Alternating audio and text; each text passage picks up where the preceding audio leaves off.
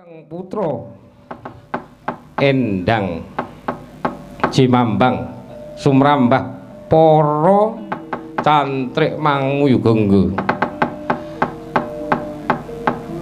yen kacandra saka mandraka kadya kumaraning jati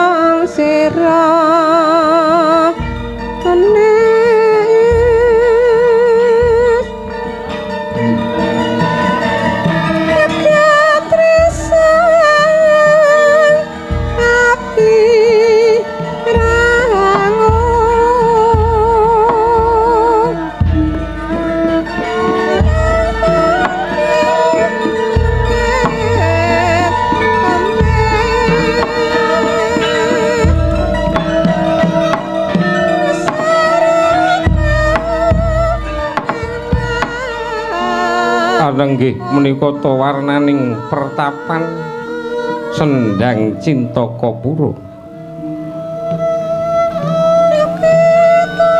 Senajan tungkus elingsir datan kendhat para cantrik angabekti marang penemban Begawan Wilawuk arane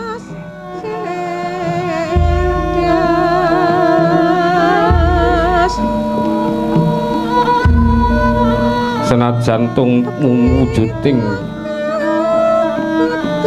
pertapan kang sanyatane katon endahe dipeni rikala semana Sang Begawan Wilawuk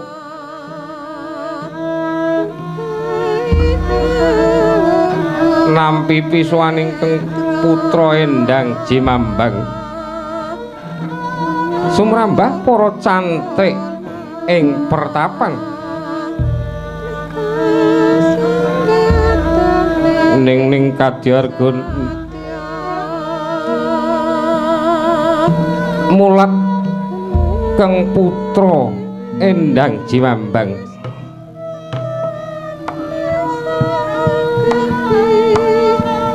para cantri mangyujangga kang datan sabawa awit ajrih marang Begawan Wilawuk kang sanyatane gedhe prabawaning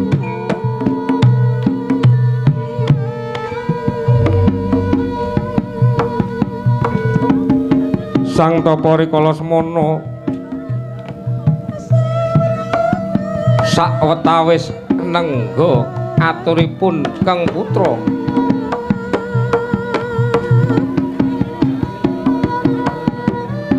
tangya teka mangkono datan kawedaling lati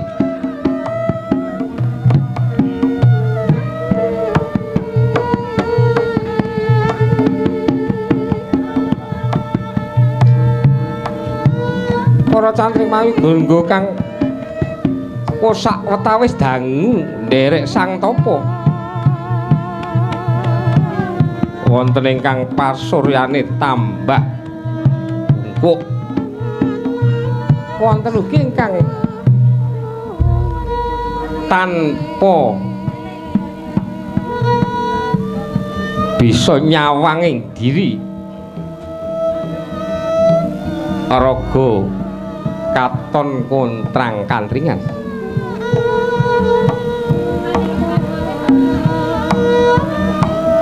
rikala semana Sang Penembangan Atsa wawan pangandikan mangkono cipta rengganira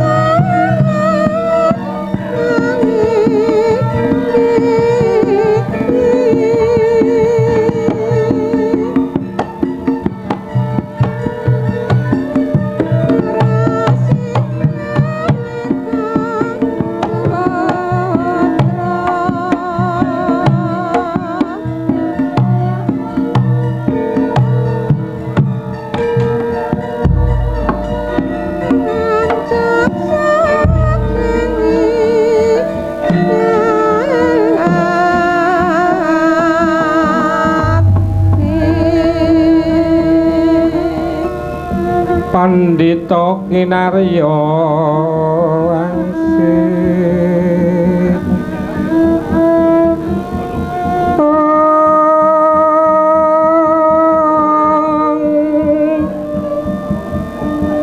pindha kombang nesep madu sarining tawang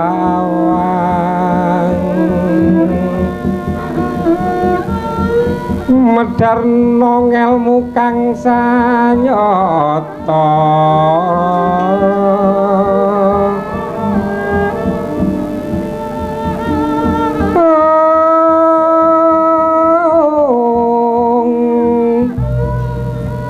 mengkuliring kasujanan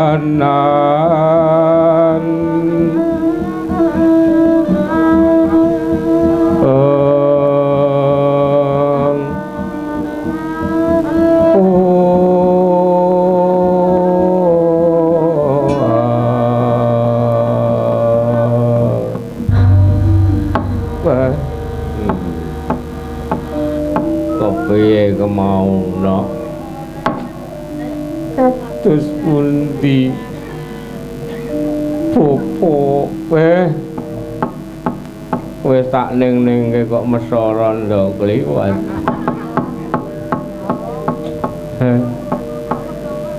di anak wedok yen wis gedhe kaya kowe kuwi ngewuhke Tantri wonten tawu penemban kanca-kancamu kabeh dokon meneng nek pancen pacitane isih dadi sami wong pacitane wis entek kaya nyambi murida karo guyang-guyu ngarep kuwi kowe rasah melu gamblek ora nyenggol mundur pendapat reka-reka kabeh do meneng wong kowe limbuk meneng cantrik do lerma sawetara aku tak wawancara karo anakku wedok nduk Cimambang ana apa-apa tak waspadake pirang-pirang dina kuwi lehmu nyandang bingung gonta-ganti ngilang-ilo dicepaki panganan ora dipangan ndadekake bingung wong tua aku tak takon janjane ana apa nduk Cimambang bocah ayu popo napa nduk janjane kula menika kepengin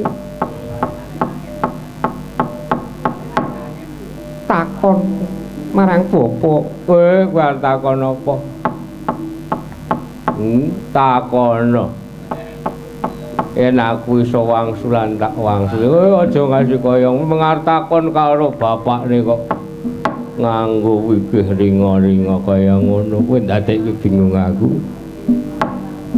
ya nek pancen aku dadekake bingung popo aku njaluk pangapura ya kowe ora dadi apa ndang kandha apa janjane kula menika badhe nyrawetaken pangimpen apa wong wedok kok malah njaluk slepen mboten kok pangimpen popo penemban ya sudah rungan kan karang kowe nek umur tuwa ki cok kaya ngono kok Kang kowe meneng aja glendeng apa kemau ngimpi lara tenan wah ndek anak wedok ngimpi apa njropo impenmu nduk ming jenenge ngimpi kok ndadekake kowe uripmu kaya mengkono wah tak sawang klera-kleru wae awit kula mboten mangertos tegesipun impen kula menika kok wah kowe ngimpi apa aku tak takon awit ngimpi kuwi perangane warna-warna miturut dina ya iso miturut wektu ya iso wis do apal inggih Rong Bapa kula menika ngimpi coklat kula adol gula wah jan wis dicokot ula penemban oh wah dicokot ula inggih lah sing dicokot kono apa nduk sing dicokot niku nggen sikil wah ora cok sembrono wah ora kaya ngono il mau kok iso di wis tobat tenan sikil apa apa dole sikil iya wah tak kandhani nduk wong ngimpi dicokot lara kuwi werna-werna tegese yen wong kang isih legan teges urung duwe bojo dicokot ula wah iso dadi dheweke duwe nadar utawa janji sing urung diluwari ning nek ngimpi dicokot ula bocah lajang perawan kaya kowe kuwi wis cerak jodohmu nduk tenane Bapak tenan aku ora tau ngapusi aku tak takon ngimpi dicokot ula-ula tanpa warna-warna nduk ulane ula apa mergo ula ki ana ula sing nang wit kae jenengane ula bajing niku senes ula bajing nek kowe iki ngimpi dicokot ula bajing kowe arep oleh anake wong nderes aku kemang aku Bapak nek karo anake wong nderes mambu legen ora apa-apa nderes kae nek 3 hektar ya lah dicokot ula apa nek dicokot ula krama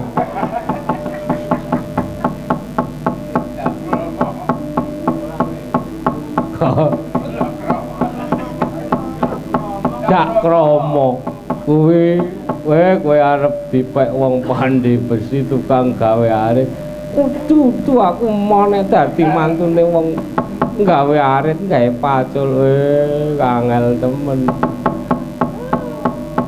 lah kowe ngimpi dicokot ula apa sing nyokot ula menika ulane lorek-lorek ireng putih wah kuwi ula weling menika ula napa Bapak kuwi ula tegese kowe bakal direngkuh karo jejaring satriya kusuma nduk alehmu ngimpi dicokot ula metu gedhe ora metu gedhe kan mongko nek dicokot ula metu gedhe kuwi ateges wis cedhak jodohmu mau niku dicokot ula mboten metu gedhe nyeklop planet-planet metu gedhe wong ngimpi kok dipas-paske ayo sak karepe tenan Bapak banjur kepiye ming kagete kula niku kula nika nyokot jempol sikil kula banjur saking kagete kula kipataken dados satriya bagus wah aku ngimpi wingian aku ngimpi dicokot kula kipatake malah dadine wong crengengeh ra wis kowe meneng wae aku yo ngimpi soalé kok kula kipatake dados satriya banjur satriya menika nyuwun sedan kinang njaluk nginang kula padoske kula sukaaken ngangge tangan mboten purun. Ora gelem kopi mboten purun nampi. Wah aneh wae le ngimpi. Lanjur karepe kedah kula ingkang kan mongko diulek kangge ulekanipun mboten purun kedah timamah. Banjur mbasan kula mamah kula paring kengken tangan kula ditampel mboten purun. Wah. Kuwi wong mengal njaluk nginang kok angel temen. Njaluke kok nyuwune menika kedah dipun paringaken ngangge lati ditampi nganggo waja. Wah, ora mbebayani kok njaluk dinehke nggo glati tampane nggo wajan. Mboten. Wah, payah. Iki 18 tahun ke atas. Iki nek cara Karna kae ora iso kae. Tampane nganggo jenggot. Le ngulungke nganggo sikil. Wah, padha wae ditupak. Kepripun bapa kula tresno banget. Wah, rak tenan. Kuwi ngakune duwe jeneng ora kuwi. Nggih, ngertos kula. Lajeng kula nyuwun prisa asmanipun sinten? Ah, sapa nduk jenenge? Menawi mboten klentu menika Permadi Bapa. Wah. Weh. Aja ya, Nduk. Nek karo Sumardi aja, Nduk. Permadi Bapa. Oh, Permadi ae. Aku dhewe nek karo jenengane Sumardi kaya wegah. Isane iso punang-punang tok. Wah, mengerti Nduk. Ora menemban ana mengerti sing jenengane Permadi kuwi sak ngerti ku. Woi. Trae ngantun topo. Wah, Bapak, aku yen ora bisa sesandingan karo Permadi, trimo sak lawase aku. Orang ngladeni marang wah. Kaya mengkono penjalukmu. Banjur aku kudu kepiye wae nek Bapak mboten purung madosi wonten pundi papan dunungipun Permadi kula piyambak ingkang badhe madosi aja Nduk aja wong wedok kuwi bebasan kedawan gelung kesrimpet nyamping yen aku ora oleh goleki Permadi Bapak kudu bisa nggawa bali Permadi Bapak Wanojo ayo ngambar arum sang kusuma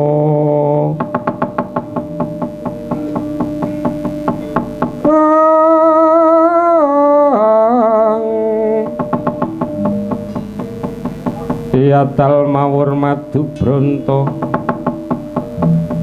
gembrang-gembrang yen ngandika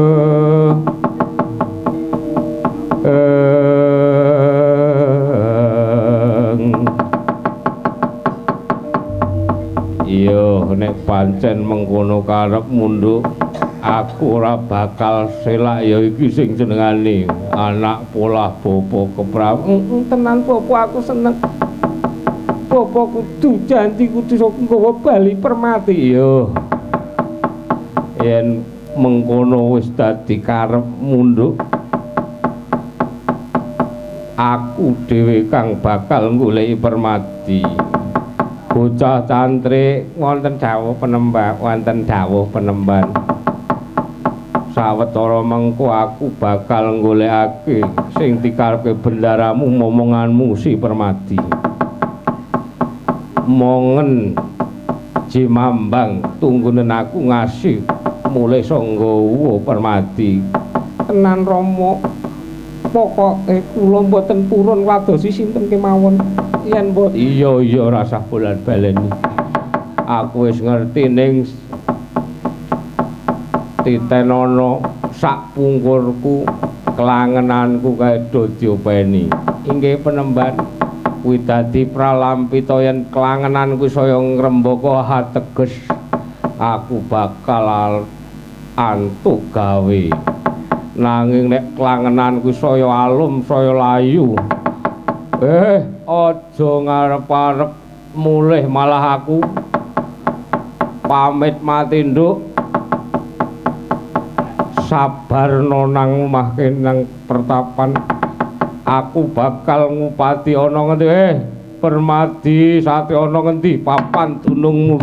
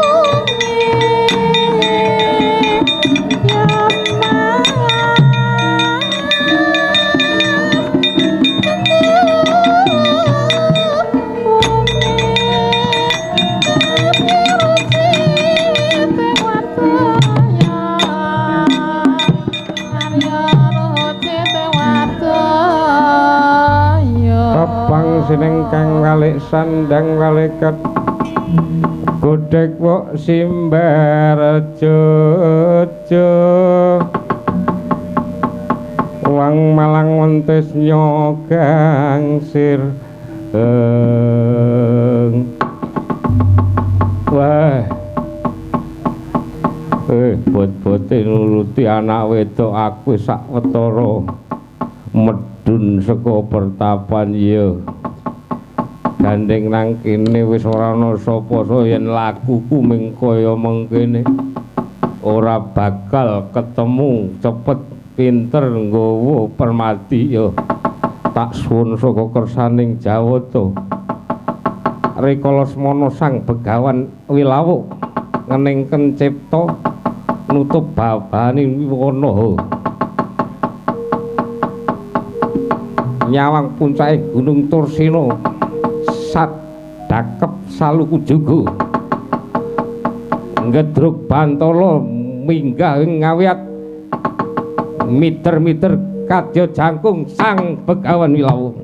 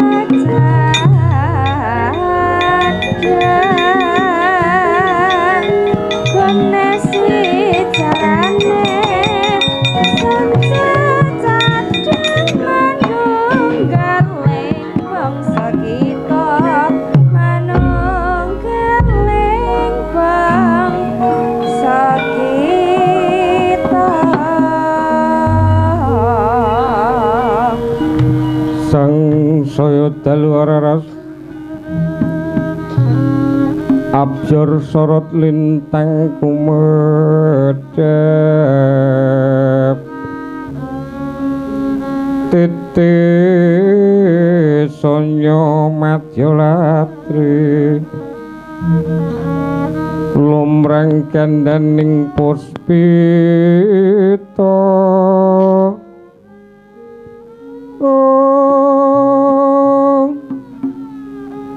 kananing ing pujanira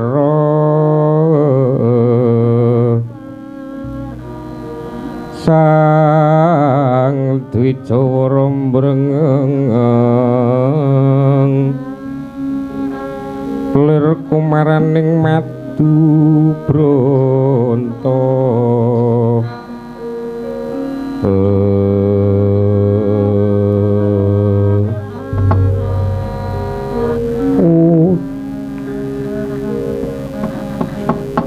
rikala semana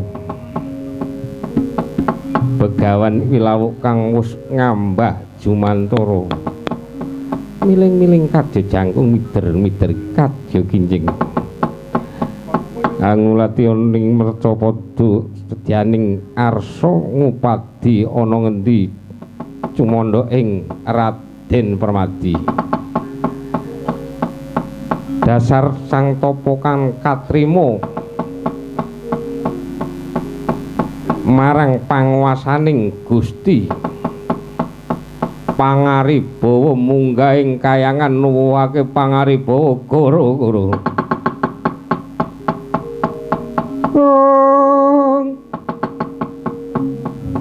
eka bumi dwi sawatri gunung catura samudra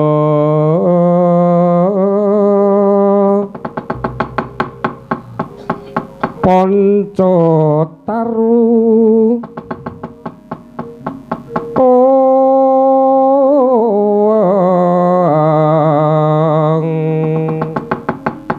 satpangunan sapta pandita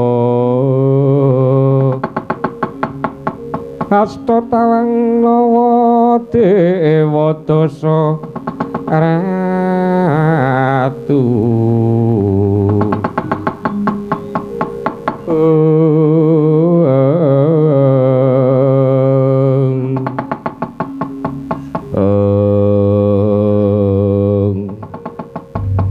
mangkono candaning goro-goro tangising bumi lawan langit tangising bumi lindhu sedina kaping 7 lemah mlegak kathah para mina kang kasatan warih kathah satu keplen kang telu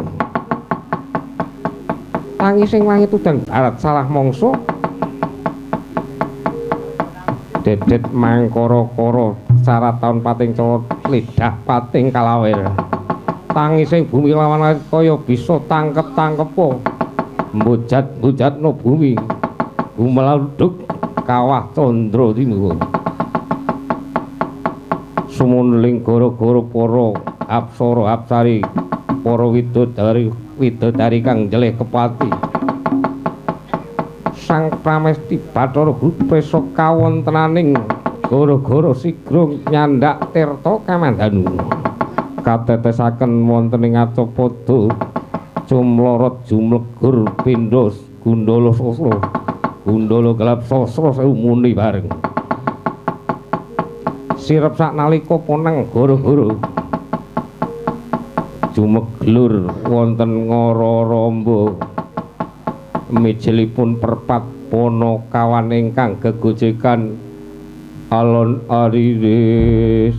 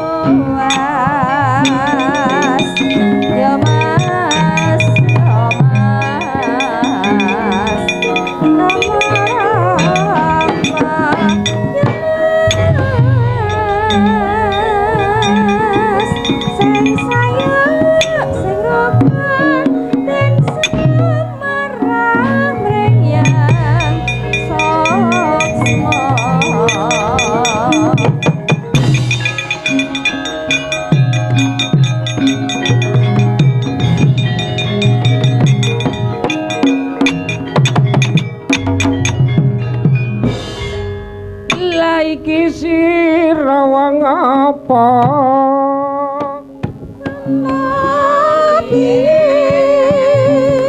wani mlebu taman sari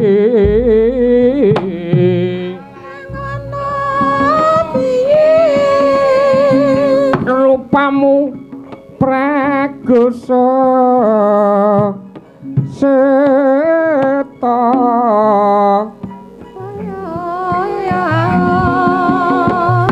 pinangkani ro ing endi Sarayo ase subah lan sapa kang wangi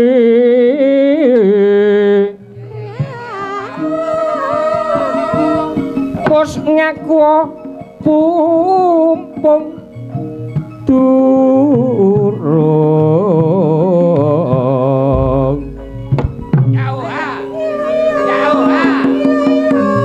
palastra sia-sia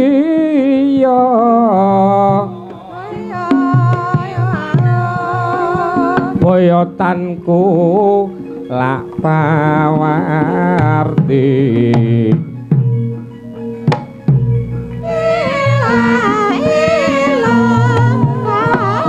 iki dosa muka ratu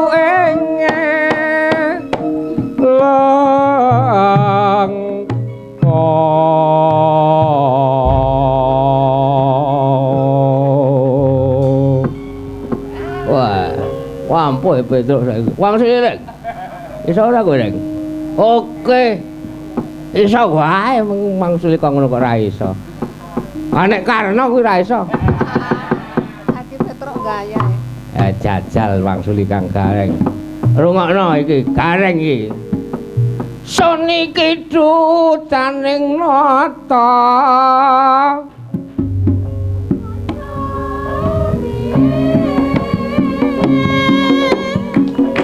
Prabu Rama Pancawati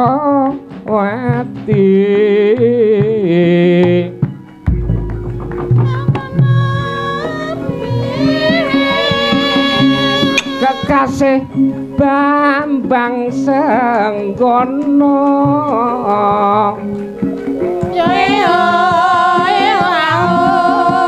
ya iki Senopati wale jeneng katuluran magang anyar awak mami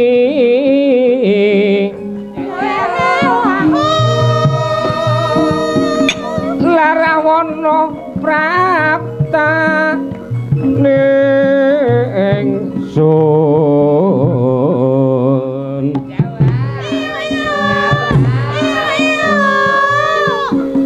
dinuta Rama Wijaya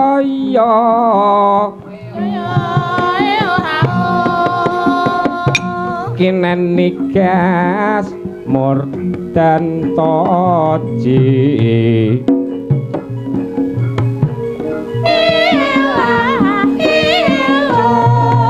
lara wana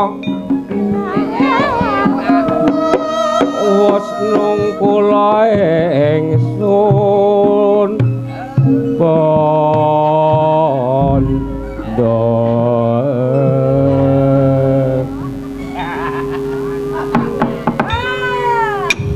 wedan tenan ora kemo Truk wah rasa semangkan ngene kok ya tenan kok Gong kowe iki wah asem ya apik randek kuno ayo kaya ngene iki seneng tenan mau batu ginem nganti menceng-menceng ora kaya ngono kuwi ora urus kowe kok ngerti kemau ngerti wae kowe Wah, apik tenane. Wah, ngene iki lho, Reng. Ngapa? Wong-wong saiki kuwi dianggep kaya ngene iki mayar ngono. Ora usah semangkean ngono kok Kang iki. Ya ora kok. Nek ora ngene iki ora iso kaya ngene. Alen dubleh kaya ngene iki saka Kulon Progo tekan Menggelang dapurmu. Karo dol brambang. Ayo kabeh ki wong usaha kok, Gong. Nek pengen iso ki kudu gelem sinau. Ayo Kang Garing. Ah nek ming trima kepengin ning ra gelem budidaya. Wah iya wah wis jebulno nek wong gelem sregep sinau ki ya paling ora Reng. Lumayan. Ayo. Ning ya aku mau boros. Kok boros piye to? Aku iki nek ngerti aku ki mengan latihan palaran ngene iki paling ora rokok rong slop. Sapa kuwi? Niki ora apa-apa wong jer basuki kuwi mawa be ayo. Ora kaya nek kabeh mung arep gratisan, ning jajal. Kowe nek ngerti sing nguri-uri gelem ngene iki ha iki gek awake dhewe lho Reng. Apa? Payah. Tenan. Kok ngerti kowe? Ngerti wae. Karang saiki adat sabene angger wong kaya ngene iki mung do ngendelke bintang tamu. Ah iya. Ayo awake dhewe ora nganggo bintang ora apa-apa ngirit. Wage sing mbayari sindene tak irit-irit. Ora edan kowe, Kang. Pokoke iki sesuk lehku ngene pokoke ora edan kowe, Gong. Aja kaya dek nang Magelang. Wong jatahe 150 kok kei 100 yuk sing 50 brambang ki ora. Brambang kena gonjangan kowe iki ora ngerti. Wis. Ora ado kucing. Saking tetembangan kowe arep nembang apa, Gong? Wah. Aku kok nembang. Ha iya. Ayo jajal kaya ngopo. Wah. Aku ku ora pati iso e. Ayo sak-isane kok. Ayo. Wah, ayo. Nang kene ku wong Brayan. Kae kanca-kanca ya oke. Ayo nembang. Wah, aku ki arep ngomong ki. Ya teko ngomong to, Gong. Apa jajal? Isamu apa? Isamu apa yuk? Ya rasa sewot kok.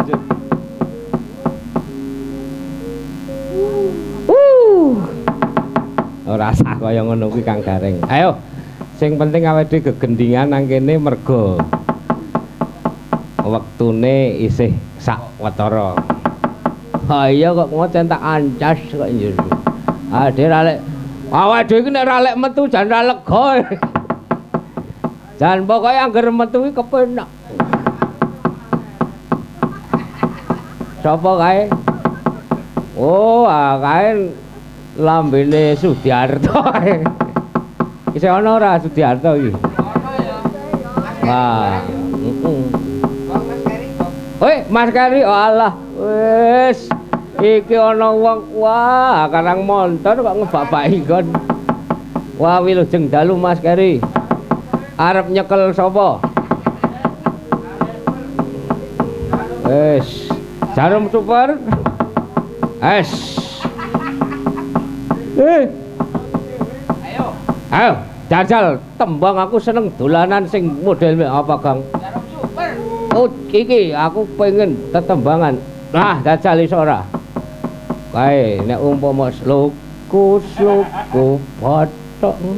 patok lain Panjang solo tak cantik lololobe ngati ora pendek obah ngerteni bocah ben urip golek aduh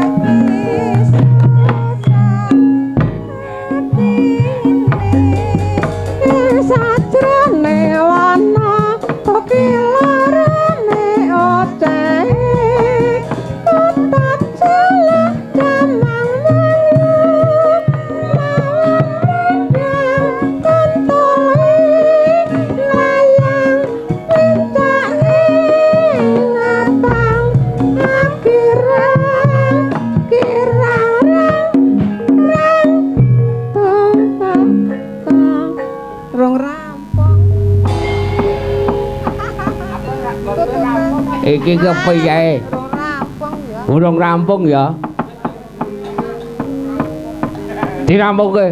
Ketot manggung podang layang sesanggaan sauran tulit pipilung kotor takon bisa gawe gembirane kalagi susah hatine.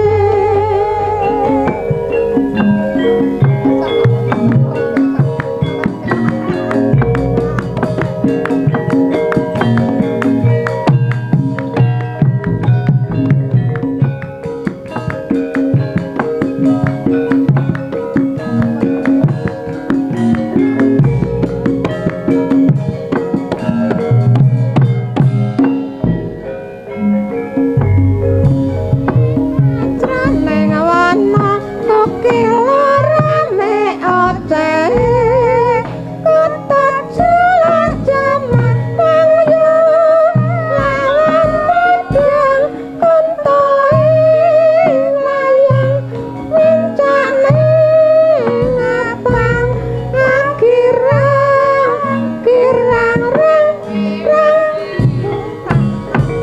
kotot manggung podang layang sesanggaan sauran tulit didole kotot bisa gawe gembirane kalagi susah hatine. Wah, apik dolanan. Wah, apik. Iki yo nek diteruske tulun ca enak ya encet.